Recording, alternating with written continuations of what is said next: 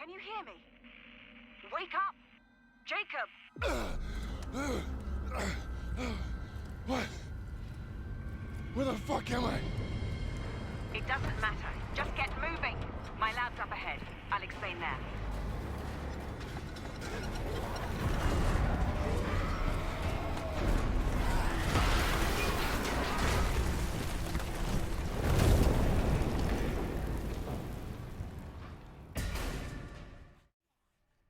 So I have kind of a little bit of a surprise today.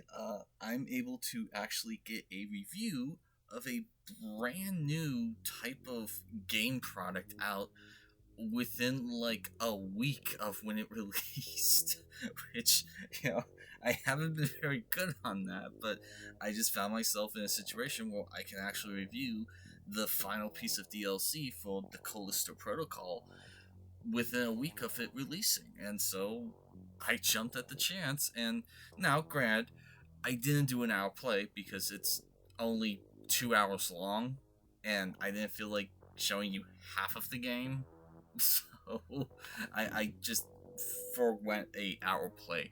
I might do an hour play on DLCs that are considerably longer, like I think the Blood and Wine expansion for Witcher, if I ever get around to doing that game. It's a huge monolithic game, and so I'll forego hour plays on DLCs if they're kind of short like this. Also, I will probably do a review on the Riot and the Contagion DLC for Callisto Protocol, but I don't know when I'll do those. I just want to get this one done since it's brand new, and I rarely get brand new stuff out, hence the name 11th Hour Reviews. But so yeah, this is the final transmission DLC that was released this past week for the Callisto Protocol, and it's supposed to like wrap up the story, which might actually be more of a wrap up than we thought, because it's looking like this isn't going to get a sequel, but that's a story for another time. How does this final transmission handle the overall story for Callisto Protocol? It's alright. For even though Cole and I took different paths, we each had the same goal in mind. Like you, I realize the mistakes I have made. Ironically, this particular mistake may just be our last hope. Jacob? No escape. You will never escape. Jacob! What's happening? Okay, so for starters, it should be noted that yes, this can be started with a previous save file or a fresh save file. I would highly recommend you start with a previous save file. Play through the campaign first, and just start off with the stuff you collect in the campaign already. That helped me out greatly with this DLC, and I would not recommend playing through the DLC fresh without any of your previous tools. And unfortunately, one of the things I was really hoping for, but this didn't do, was it did not evolve the story at all. I was really hoping to get some questions answered, some things elaborated on, and this DLC does none of that.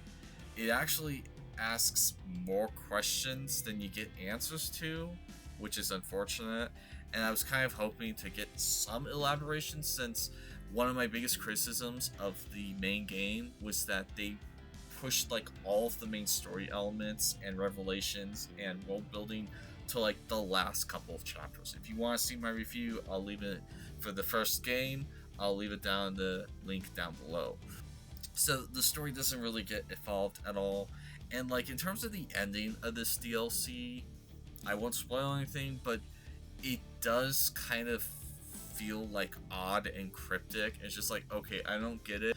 And there is like a blink and you'll miss it moment of like someone saying a quick little line of dialogue that's supposed to explain the ending, and I didn't really understand it until I watched like a couple of YouTube videos talking about the ending. So with that, I was a little disappointed in that. Now granted, the story does kind of lean into like a more psychological aspect, with Jacob having some like mental breakdown moments.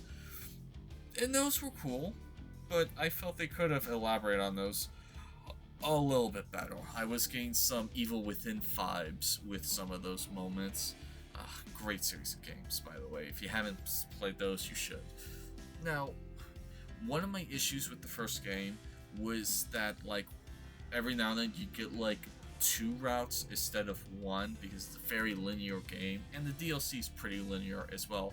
But every now and then, again, you get these, like, multiple routes, and I have no idea which one's the main campaign route, and one's, like, an off-the-beaten-path, fun little goodie route. And I have backtracked numerous times, because it's like, okay, is this the main route, or is that one? Because if you go down the main route, sometimes you'll get cut off from the previous section. So I was like, okay, which is it? Is it this or that? And this game could desperately needed an objective locator like they had in Dead Space, where you could see which way was the main route, and you could go, okay, I'll go that way because that's not the main route. And like, this game would have went a lot faster for me if I had known which route was the main route. Another thing I did not like is somehow they made Fence worse. Now Fence have these like buzzsaw grates that come down and try to kill you as you're crawling through them. Yeah, that was not a lot of fun. I did not like that at all. Now, in this campaign, the gameplay is like exactly like the first game. That's key to know. They do introduce a new weapon and a new enemy, the like electrical grav hammer or something like that, and then biobots, which are robots with the biophage like starting to infect them. And both are kind of fun. I do feel like the biobots are these fun, like almost mini bosses unto themselves, and the hammer is insanely overpowered, especially with smaller enemies. You can literally just, once you get the grab hammer, you kind of don't need guns anymore, except for a few moments. Like, you can kind of just rely mostly on that grab hammer. And the downside is this is only introduced like at the end of the game. Once you actually fight a biobot and get the grab hammer, you have like maybe another half hour to 40 minutes left of the game, which is unfortunate. Another thing I noticed is I can't seem to change like my prison or my environmental suit outfit in this, or just anywhere in the campaign, without starting a brand new game. So if they do update this, it'd be kind of nice to have that option, because I have all these like cool suits I've unlocked, and I can't really use them unless I start a brand new game. This isn't so much an issue on the DLC as it is just something for the Callisto Protocol in general. So overall, how would I feel about the Callisto Protocol Final Transmission? It's okay. I didn't think it was good or great. I didn't think it was bad or terrible. I just thought it was okay. I mean, if you enjoyed Callisto Protocol, it's more Callisto Protocol. But it's just that. Okay, there's nothing new, nothing interesting. They don't flesh out the story anymore, which I was really hoping for. And like, I've heard some people say, oh, this is better than the main campaign. I didn't feel so. I felt it's okay. I felt like, you know, it's decent. I don't hate that I played it. I don't think it ruined the campaign like some people have been saying, but it's just okay. It's not good. It's not bad. It's just okay. So, anyway, that's been my review of the Callisto Protocol Final Transmission. What do you guys think? Say off in the comments down below. My name's Christopher Connell with 11 Hour Reviews, and that will be all for today.